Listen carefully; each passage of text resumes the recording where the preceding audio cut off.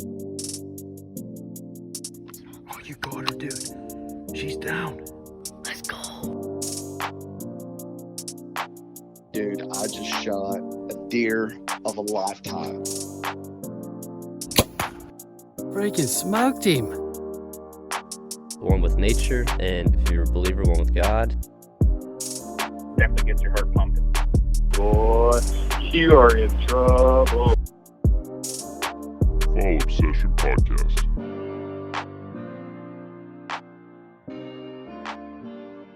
All right, everybody, welcome back to another Fall Obsession Podcast episode driven by our friends over at Ridge Rock Hunt Company. I'll give them a shout out at the end of our podcast here today.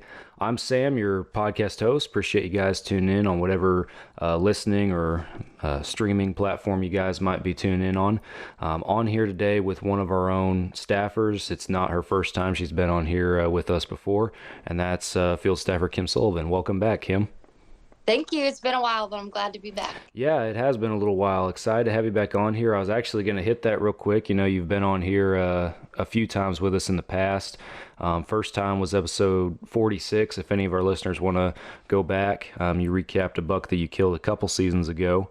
I think you joined us around 70, 71 for some just talk about your whitetail property and your management tactics and some stuff you do out there. And then we got to talk to you about another buck that you killed in episode 83, which was, again, on just another stud whitetail on that property. So, but we're actually going to talk about some spring hunting today. I think is going to be the focus for our conversation. So looking forward to it. Yep, little change up. It still doesn't get old hearing about the bucks, though. Oh, absolutely not. And I'm sure, as you know, we'll probably briefly touch on some of that whitetail management stuff at the end of our podcast. But to start things off, though, if our followers, listeners have been keeping track, not that long ago, they probably saw us or you or both post a photo of a turkey that you killed 1 or 2 weeks ago now, I guess it was. But that's kind of what we want to talk about today. I wanted to start off by just hearing kind of how everything started with this turkey season for you, and kind of what your expectations were as you entered the year, and assuming on your own property again as well. So Yeah. So I really don't, when it comes to turkey season, I'm still fairly new with it, and expectations wise, I don't set a very high standard for myself yet. And it's more or less, I just want to go out. I want to have fun. I want to have some success. Last year was the first year that I had actually killed one on my own. So again, I'm really new to it. I've gone a lot with my dad. We used to go all the time, my brothers and all that, but trying to get into it more on my own. And it's a challenge, but turkey season and turkey hunting, when it all comes together, there's literally nothing like it. I think it's one of the more interactive hunts you can have. And, it's an incredible experience just to be able to kind of interact with those birds and just try to figure out what they're doing. And I feel like every time I go out, I learn something new, whether it's from my mistakes or whether just from the birds alone, just being out there, or if I'm going with someone else, it's very easy to pick up kind of things that they're doing, especially when they have a little bit more knowledge into it and they've been going a lot longer. Expectations wise, I don't hold myself high, but I really, really enjoy learning and appreciate just kind of I feel like I get better day by day. So, it's like I said, turkey hunting is just awesome, and just to be out there and the thrill of it speaks for itself. This season, it started super frustrating for me. I do spend a lot of time, but I am a teacher, so it's hard to take off a lot of days in a row, especially, it starts looking bad if I'm like habitually taking off towards the end of the year. And right. So I try to limit that, but you only have so much time if you're a weekend hunter. It's tough. But I go pretty much every day I possibly can. And I had a lot of close calls this year leading up to the bird that I killed. And I had some I missed a bird at 10 yards. Oh Um, man. yeah.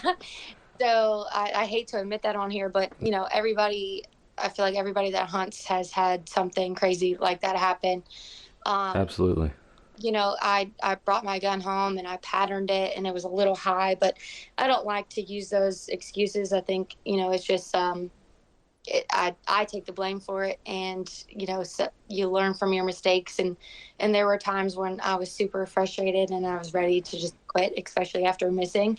But it's one of those things where you have to be committed to it and you have to just stick with it, and I'm grateful that I did, because the bird that I killed was May 7th, I believe. It was the Saturday, a week before season went out. So leading up to it, I the week that week before the Saturday that I killed, I was basically hunting every day I could. We only had a week left, so I felt the pressure. I was like, I haven't killed yet. I've had some really close calls, and it's one of those things where like you could feel yourself getting closer, and it's like, okay, I can't give up yet. Like I Yeah. have to keep at it, and be persistent with it. And I I took off work Tuesday. I took a half day from school Tuesday, and I went. And I didn't really have a lot of luck. I ended up hearing birds late, but I just couldn't get on them because I had to leave in time to get to work. And then, I think I had gone Wednesday morning. I go before work, which doesn't leave me a lot of time, but I'm still able to get out there and at least hear and kind of figure out maybe where they are. The property that I hunt is 20 minutes the opposite direction where I work, and I already have a 40-minute commute to work. So it's a little tough. So usually I have to leave by about 7:15 to make it to work on time at 8. And I've had days where I've been pushing it, and I'm literally in the school building. And it's funny because I feel like, some of the parents and kids that know me, they're like, oh, she went hunting this morning. That's why she's running. But I ended up going Thursday morning, and I just said, well, I can't take off work because I just took off Tuesday. And I feel like we're in such a sub shortage that I feel bad for taking off, because a lot of times we don't get subs to cover our classes, and the kids just kind of, they suffer from it. And I teach PE, so I have the best class, ever. So they get so mad at me if I'm not there. So Thursday I went, and I knew I couldn't stay long. I would have to leave by 7:20 at the very, very, very latest. And I got out into the field, and I got there super early, just because it's getting light here, like 5:50 in the morning. So it's Wow. like, you've got to be there and got to be ready. And so I think I got there at like 5:30. And I went to the edge of the field, and I kind of was going in a little blind. Just I didn't know where they were, and I didn't want to walk in too far. I didn't want to spook them. So I ended up hitting the owl call, and one hammered, and he was pretty close. And I knew exactly where he was because I had hunted those birds in that area a lot before in the previous years. So I ended up getting to the woods where I thought would be a really good spot to call him in. And I thought that I was pretty close, and I didn't want to try my luck and get any closer. And he gobbled steady from 6:20 to 7:20 from the time I had to leave. And I was trying everything I possibly could. I use a slate call and a box call. I cannot use a mouth call. I'm just haven't mastered that yet, so I don't even try with that. I was kind of switching up my calls a little bit, and there were times when he would cut me off. There were times when I would not call purposely, and he would just, he was super vocal that morning. And he was up on a ridge just across like this little creek that I just could not call him in. Like he wasn't having any of it. As I was like kind of calling back and forth with him, I heard a bird way behind me, and he was gobbling steady, and you could tell that he was coming quick. So I ended up having to turn around where I was set up. I turned around because this bird, when you hear them coming, they're coming. Right. And I thought I was set up good. I was on the edge of this roadbed, old roadbed, and I was like, this is going to be great. He's going to walk this road. He's going to come straight to me. I watched him come in the woods, and he went high, a lot higher than I expected, coming in. And where I was set up for the other bird, it wasn't the best situation for this bird. And the way he came in, there was a little roll in the woods, kind of up a hill, and he literally circled and was at the bottom of this hill. I think at one point he had to have been 30 yards from me, but I never saw him because he was just over that roll, and there was nothing I could do. Wow. And I think at that point he didn't like it. He didn't like the situation, didn't see the hen, and he just kind of took off. And they gobbled the whole time, but it was 7:15, and I looked at my watch. I was like, there's nothing I can do. I can't keep messing with them. So I just got out as quick as I could. I at least knew where they were, and I was hopeful that, I'd come back in the next day or so. Friday, I decided I was just going to leave them alone. Friday morning, I didn't go out. And then we had a lot of thunderstorms Friday evening, and there was like some break in the storms, and I went down to the property, and as soon as I pulled in, I saw a hen, and then I saw him strutting right behind her, and another hen. And I was like, well, that's probably why I'm not calling them when I can't come in. He's with hens. Ended up making a couple calls in the field. I did not expect him to leave his hens, but he did. And I think he got a little spooked because I was more or less in like this wider open field, and I had set up next to a tree, but I think he either just didn't like the situation of how like wide open it was and didn't see a hen, and he didn't come in. He didn't get spooked. He continued to gobble the entire evening, and I think towards the end of the night he was trying to call his hens back to him. So I just backed out, and I was like, well, at least I know where he's probably going tonight. And I came back Saturday morning when I had more time, and it downpoured Friday night, and Saturday morning nothing. When I got there, I didn't hear anything, and I didn't expect it because it was a beautiful morning. And I walked the whole property. I walked the back side of the property thinking, okay, maybe he's just in a different area. Nothing. And finally, I think it was like maybe 7:30, I heard the first gobble, and he was up on the same ridge where he was Thursday. And you could tell there was two different birds up there.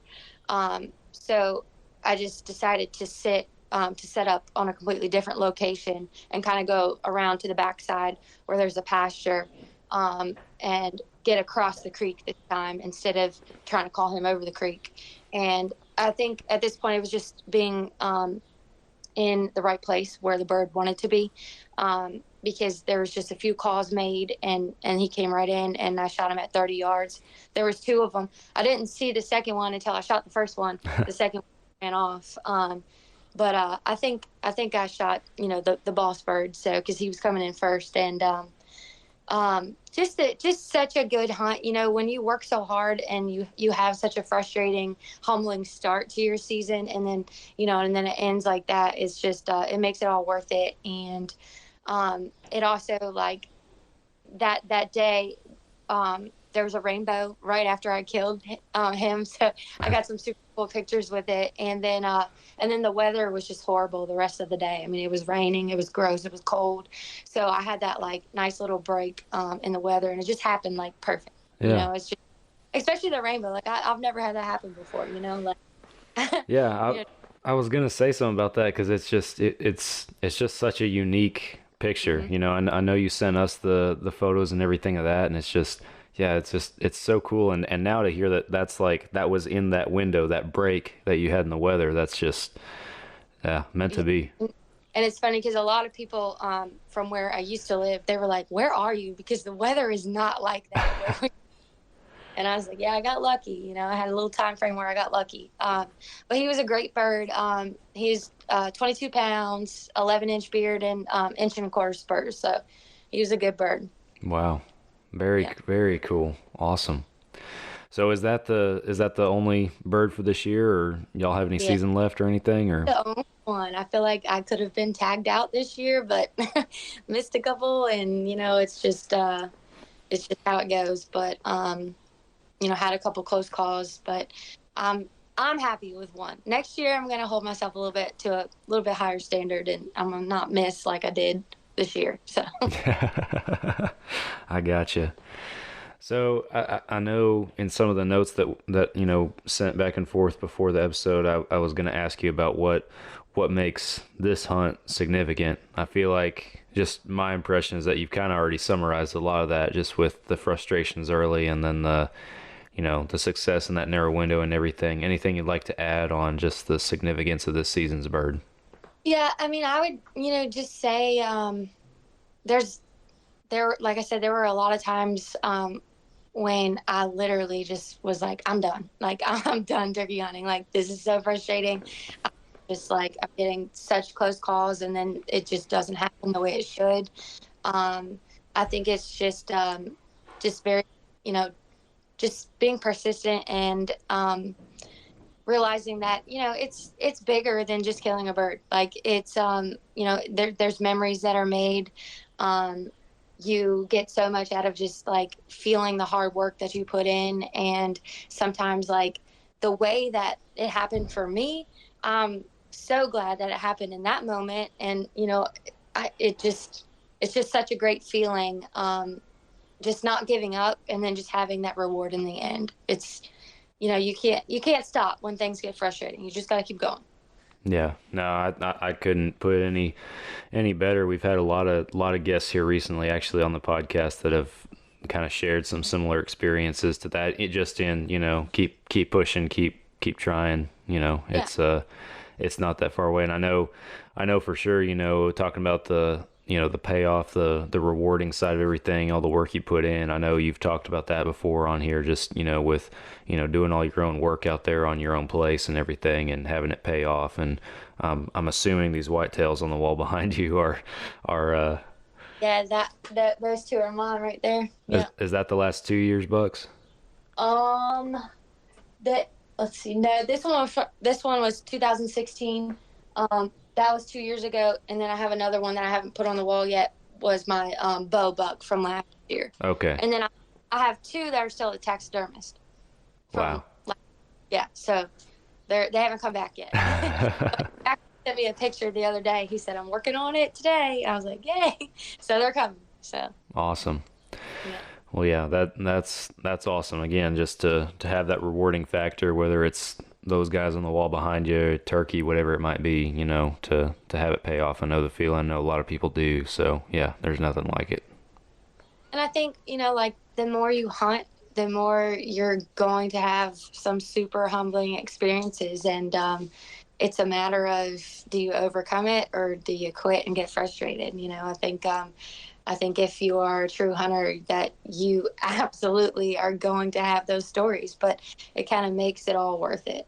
If you walked out every single time and it was just an easy, perfect thing, would you like it as much, Yeah, no, not at all. No. I want to work for it. Yep. Well, talking about those whitetails and everything, like I mentioned at the beginning, you've been on the podcast before, not just to recap some of your successful whitetail hunts or whitetail seasons, but also to talk about your property and some of the land management and stuff that you do out there. What I know you've been teaching and you're about to have that summer break and everything, but where are you in the process, and what big things, if any, do you have that you're looking at or that you got to get done for this upcoming deer season? Yep. So I have less than a week left for teaching and summer off. Right now, the biggest thing, obviously, like work starts now. Like it's already kind of, some of the fields we have to get serious with bush hogging and stuff. Like they have grown tremendously. So we're behind a little bit, but the biggest thing right now that we're running into is the prices of Roundup, fertilizer, lime. It's outrageous. And it's just like, I think the focus this year is going to be downsizing a little bit on food plots and focusing more on the more important ones, just because I can't afford it. I'm a teacher. It's all I can to, afford to live. And putting that much money into it is just, it's crazy. So the first plan is just really going to be like picking out and focusing the most important food plots, and trying not to go crazy with money, because it adds up super quick. It's already in the past been super expensive. But it's what are you putting into it? What do you want to get out of it? But there has to come a point where we have to kind of manage it and really pay attention to money, and not put so much into it. So this year is going to be one of those where we do downsize, but we know, I think, the most important food plots that really need the most into them. Some of the food plots will be okay with just mowing and maintaining, and not really throwing too much money into it. But then with that, it's gas prices. You're paying for all that. It's crazy. So it's just, just really paying attention to the most important ones this year. Also, my camera system right now, we don't have cameras out. I actually just took some of those down. I use the Cuddy Link cell cameras at one of the further properties, and then just regular Cuddy Link cameras or Cuddy back cameras here around the house where it's closer. And that's expensive. It's super expensive to maintain the cell plans for that, and just batteries are crazy expensive now too. Mm-hmm. So we're giving the cameras a break. I have ran into bear already biting through the lenses of some of our Cuddy Link expensive cameras. Mm. So we're taking them down until I'm probably going to put them back up in July. I think that's when we really start focusing on what bucks we have. Last year we had a lot of younger, really decent sized deer that I think are going to be super exciting to see this year. Probably some borderline bucks. I had a couple target bucks from last year that just went MIA. Like, I don't know where they went. We never heard of anyone killing them. Never saw pictures. People that hunted around us never saw them. So I'm hoping that those deer show back up. And I think for me, that's the most exciting thing in the summertime, is to kind of pay attention to the cameras and check out what bucks we have. We always have some random ones that show up too. So just kind of starting to focus in on that, because I'm super like, I love studying the deer, studying the bucks, and knowing ahead of time, because I still get so excited when I'm hunting and when I see one coming in. Like, I've got to know ahead of time, is it a shooter or is it not? Because sometimes my decision-making process out there is the best when I'm, when I'm all experiencing a little bit of a rush. So Yeah. So the cameras will come back out. I have to figure out, last year we in Franklin County, we were not allowed to put any feed out, because I guess of some of the diseases that were going on with the deer in the area. So I'm not sure if we're going to be able to. I need to double check on that to see what we can put out in front of our cameras this year, if we're allowed to do that or not. So just paying attention to all that. So basically just taking notes right now on what we need to do, which ones are more important, where we can kind of cut back with some money, and focusing on our cameras, getting those back out in midsummer. Yeah. No, I'm on the same page with you for sure. We, on our Texas property, we run Spy Point for our cell cams out there, and I'm the same boat. I couldn't afford to run every camera that I got, on the cell plans and everything year round. But fortunately for Spy Point, they have like a free plan, which is like, it caps you off at like 250 photos a month or something like that. So can at least still see some of what's going on out there in the off season. So during the season, I upgrade everything, but off season, I can't afford that. So yeah, it's a lot. Yeah. So, but anyway, we're kind of in the same boat, in that we're, just now starting to get to the point where we're going to put some more sets out, get some more cameras rolling back out and everything here in the next couple months, and, try to start seeing these bucks as they come up. Because again, almost the same as you, I had a lot of borderline bucks last year, a lot of up and comers, and I'm excited to see excited to see where they're at. And I had mature bucks disappear on me too, and some of them would come back. Some of them would just never heard of anybody killing them, hoping that they still show up. It's just kind of in there in between. My number one target buck last year, he disappeared for a while, and then he showed up at my dad's stand, which is 1.5 miles away from mine, and this is post rut, and hung out there for like 4 weeks, and then disappeared again, and then he's back at my stand right before they shed their antlers. So I'm like, I don't know what to think of that guy, but he's a traveler. Where's he gonna show up? Yeah, exactly. So it's just gonna be really interesting. We're excited. Yeah, remember my target buck, Kelsey, that I talked about Yeah. on one of my podcasts? He's still out there somewhere, I'm hoping. So, he's broken off half of one of his sides last year. So, I never saw him though, other than on camera. So, I'm hoping he's still out there. We'll see. He will be a monster this year if he shows back up. I mean, hopefully. I hope he's not like declining, but you never know. So, we'll see. Yeah, no, that I would think that'd be hit lister number one for sure. Yeah. So yeah, 2022. I'm sure it's the year it'll happen. I hope. You do. Well, Kim, is there anything on the turkey hunt, whitetails, your kind of your land management stuff out there? Anything else you'd like to mention or hit before we start concluding here? I mean, I don't think so, other than just, lesson learned, like everybody just put your work in and don't give up when things get tough. You get so much more out of the reward in the end if you work for it. So just don't get frustrated, don't quit, keep at it, and just enjoy it as you go. Make sure you remember to enjoy it. Absolutely. Couldn't agree more. Well said. Well, for our listeners and viewers, we appreciate you guys tuning in to another Fall Obsession podcast episode. A little bit on the shorter end of our episodes today, but that's all right. We have a few of those. If you guys haven't already, whatever podcast platform or streaming service you guys might be tuning in on, hit that follow and subscribe button and make sure your notifications are turned on. We drop a new episode every single Monday morning, so be sure that you guys tune in. That way you don't miss out on any future up-and-coming episodes. If you're listening to the audio on a streaming device, then just know that there's also a video to all of our podcast episodes now, and that'll be on our YouTube channel a couple days after we drop the audio. So head on over to that YouTube, check us out. We got multiple new videos dropping frequently on there, so be sure you subscribe to that. Other social media sites are Facebook, Instagram, Twitter. Go like and follow all of those.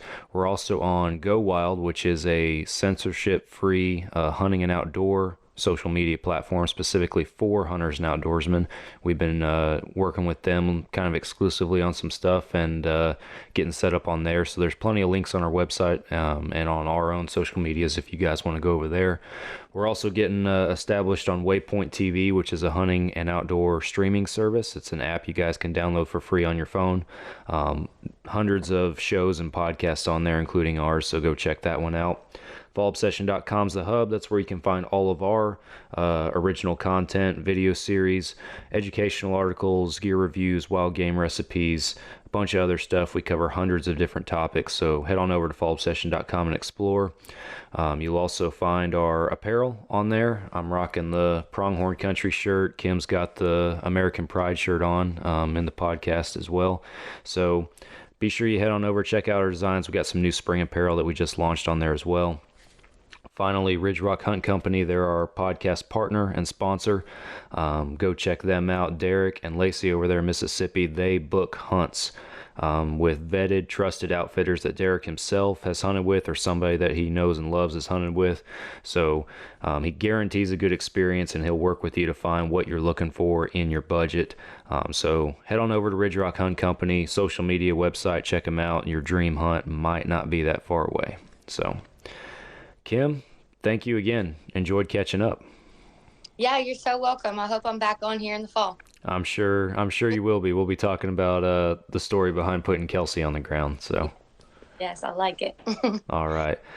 Well, guys, thank y'all for listening to another Fall Obsession podcast, and we will be back with you guys again next Monday morning. Tune in then.